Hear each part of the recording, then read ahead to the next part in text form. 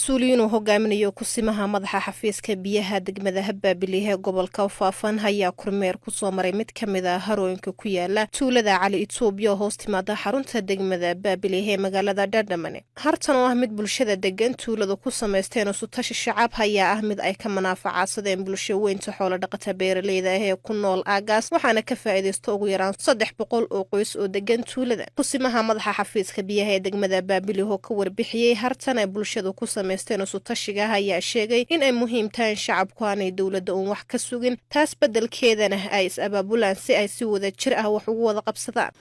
waxaan soo booqanay saad arkaysaan hartan weyn ama biyo-xidheenka weyn oo shacabku xoogooda ku qabsadeen maadaama ay jirtay baahi biyo aad u weyn marka isku tashi shacab ayaa lagu sameystay hartan aad arkaysiin iyo biyahan oonkii iyo rafaadkii hore u jiray waa laga reestay. waxaa kaloo iyadana aad loogu baahi qabaa oo in laga caawiyo u baahan yihiin shacabku in calaa shakhsi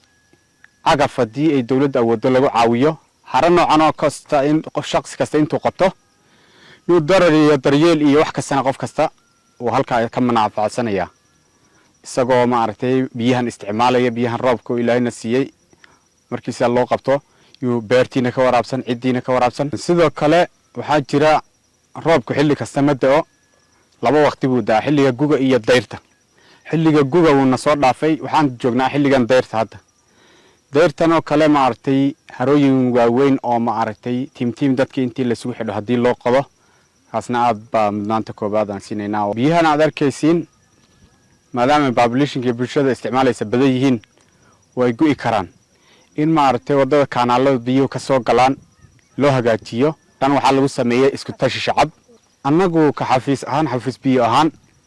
waxyaabahan bulshada ku wacyigelino waxaa kamid ah inayna dawladda kaliya wax ka sugin oo iskoodna wax u qabsadaan isku tashi shacab isugu tagaan oo harooyin qotaan annaguna wixii hiiliyaho oo ka dawlad ahaan aan u heli karo inaan ku garab taaganahay inay sidaan u qotaan oo shacabku ay harooyin noocan ah iskood intay soo abaabulaa qotaan waa wacyigelin aan anagu bixinay kamid tahay ka xafiis ahaan. والله هرتن أيو دتك هرتن إيجا جيران وحا كفايديستا إلا 300 قيس ذا كفايديس هروين كان كلية لما هي كوا كلام ويجيران قبلها نمركي علينا هي وقبلها آذو بحد وين هل كان وحا حدود اللي هي ميدا رمية